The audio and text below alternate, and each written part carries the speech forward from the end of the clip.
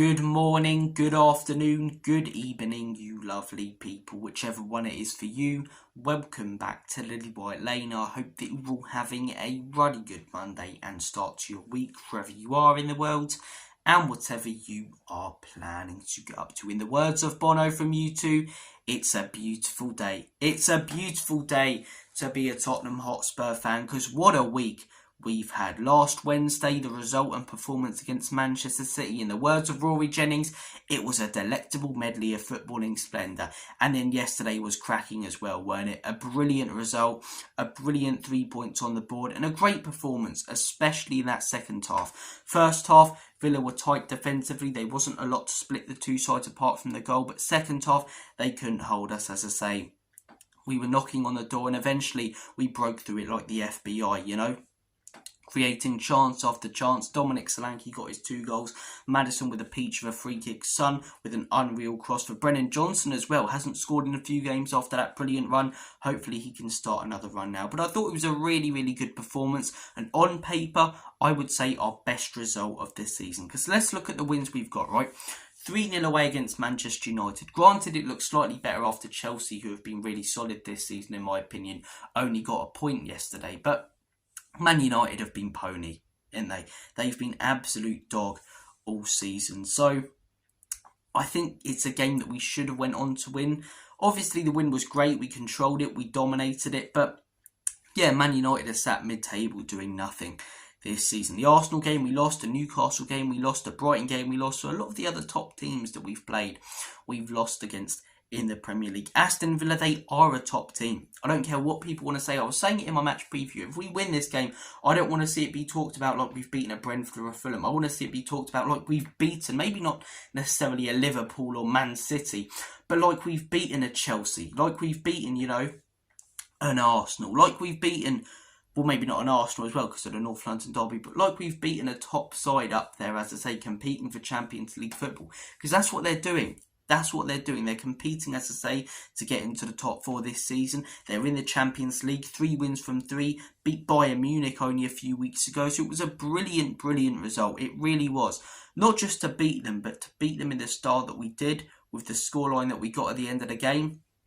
Brilliant day. Really, really good day. And in my opinion, our best result, maybe not necessarily our best performance, but our best result of the season was yesterday. In my opinion, top 4 Aston Villa, as I say, in the Champions League, beating the likes of Bayern Munich, competing with the top sides, and we demolished them yesterday at the Tottenham Hotspur Stadium, which is becoming a bit of a fortress. 5 games at home this season, 1 loss, 4 wins, 15 goals scored though. 15 goals. And when you consider, as I say, that we lost that Arsenal game 1-0, that's 15 goals in 4 games at home, if you don't look at that Arsenal game. That's insane. It's not just at home. We've got 22 goals this season. We need to sort out, you know, our away form, but we're still scoring goals away from home. But we are banging them in for fun at home. We are banging them in, as I say, like there's no tomorrow at the Tottenham Hotspur Stadium. And we are starting to turn this stadium into a bit of a fortress. When people have been saying that over the last few years, I've really disagreed, you know. What? Because we've won 3 games in a row at home against like Southampton, Burnley and, I don't know, Leicester. No, you need to beat some good sides at home. You need to bang in goals for fun. And you need to make the opposition scared to come and play you.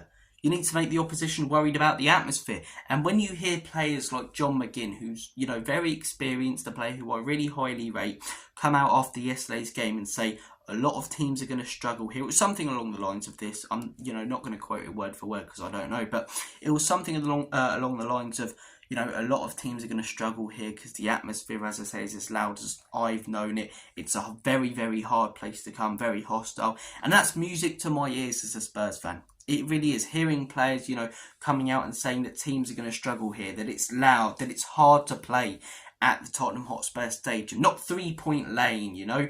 You come to Tottenham, you roll up, lads, it's Tottenham and 3 points. Making our stadium a real tough place to come. Or even if you come away with 3 points, you know, you wipe the sweat off your forehead and go, we got away with one, or unbelievable win. Make it a real, real difficult place to come to, you know. Because I remember that season under Pochettino, 2017, I believe it was, where Chelsea went on to win the league, but we went unbeaten at home. That was when we made White Hart Lane a real fortress in our last season at that beautiful ground. Now, so far at the Tottenham Hotspur Stadium, a lot of teams have rocked up, come away with 3 points, as I say, quite easily. This season, you're going to have to work to come away with points. And yeah, 15 goals in 5 games overall. Those 15 goals, though, it scored in four games. That really is an unreal stat. It really is. But as I say, it's not just at home. 22 goals so far this season overall. We're prolific. We're dangerous going forward.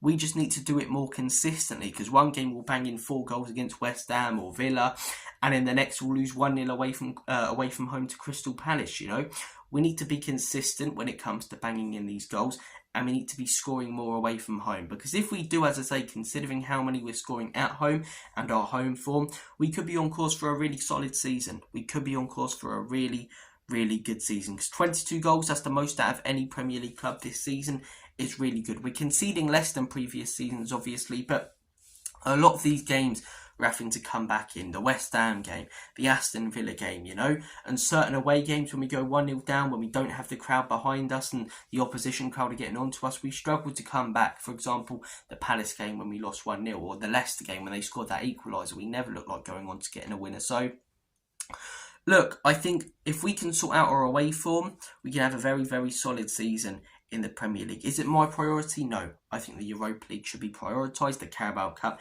the FA Cup.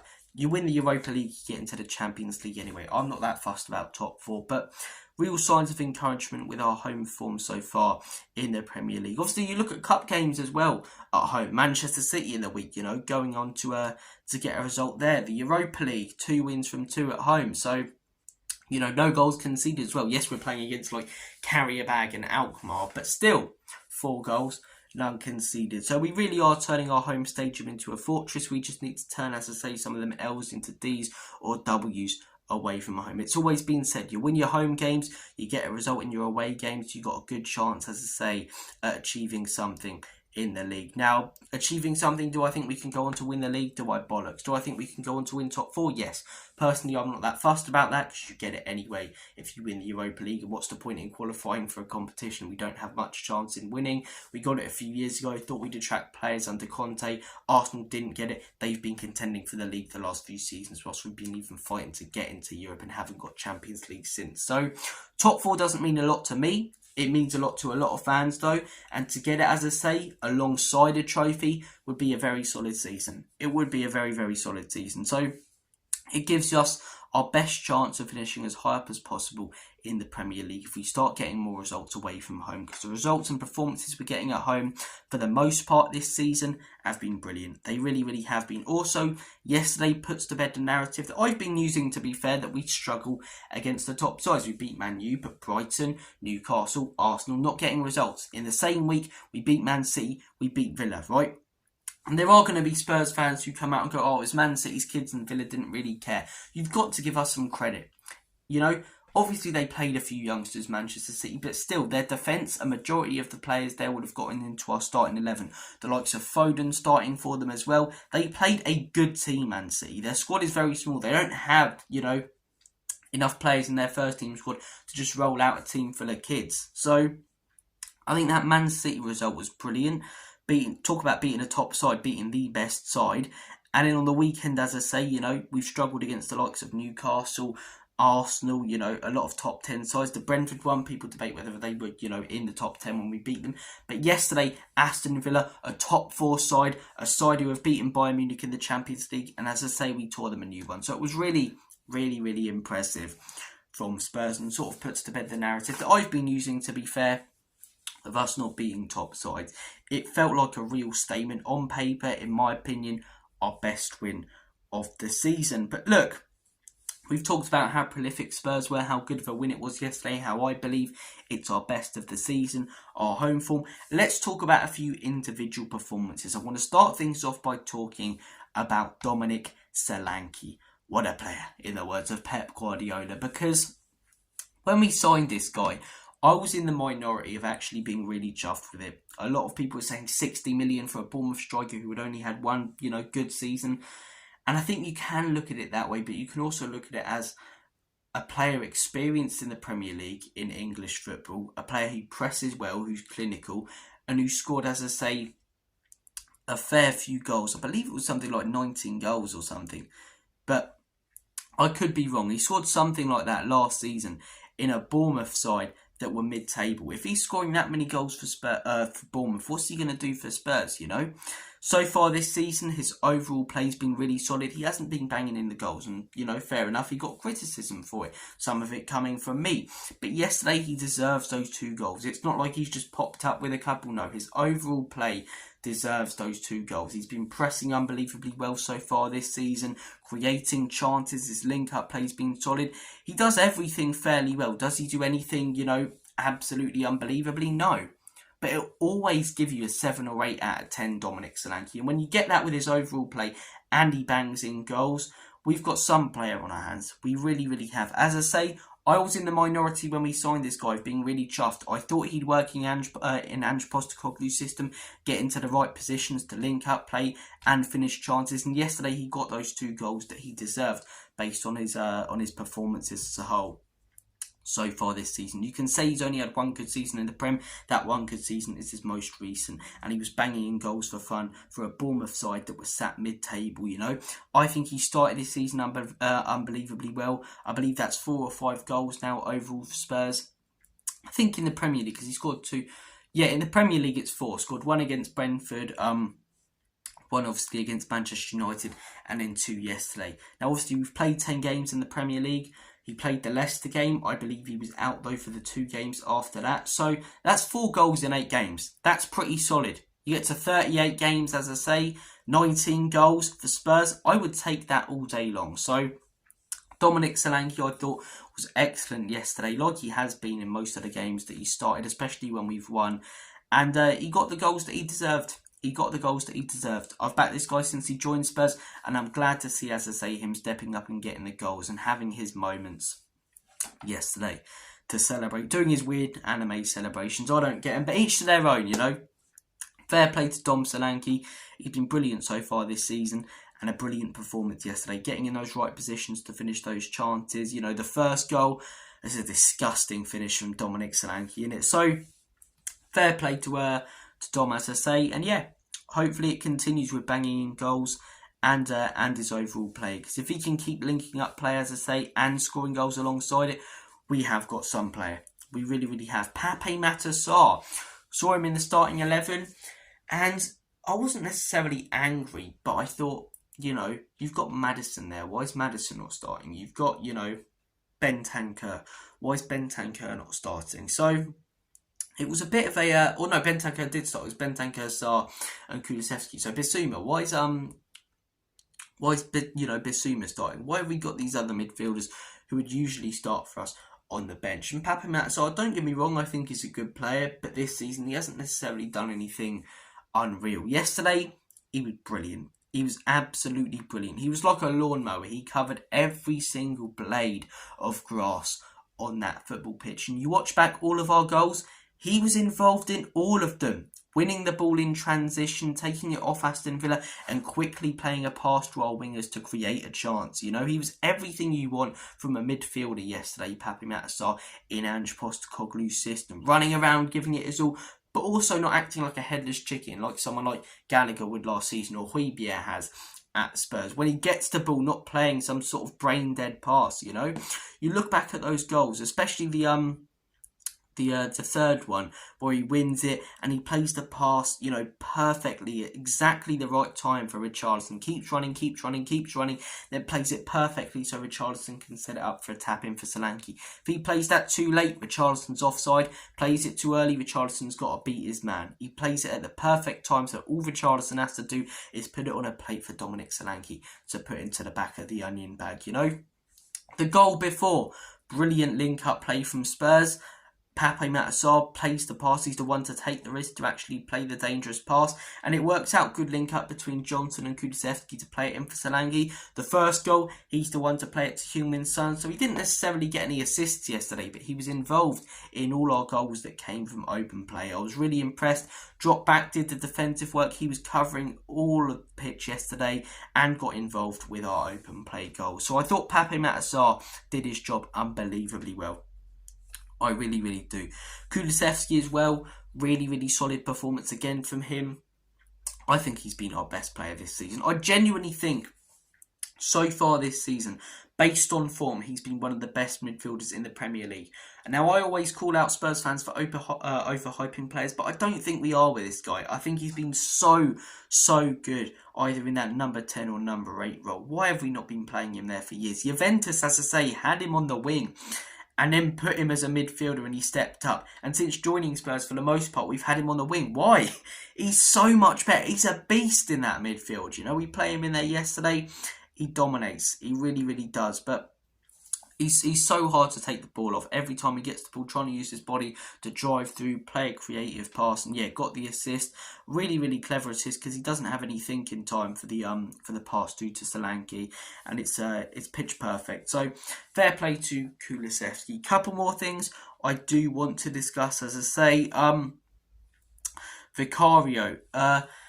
Yeah, I made a video on this guy about a month ago, not saying he was a liability, but asking the question, is he a liability? Because whilst he is an unreal shot stopper, whilst his distribution is good, and it's actually improving, to be fair, when it comes to corners, he really struggles from them. He really struggles from them.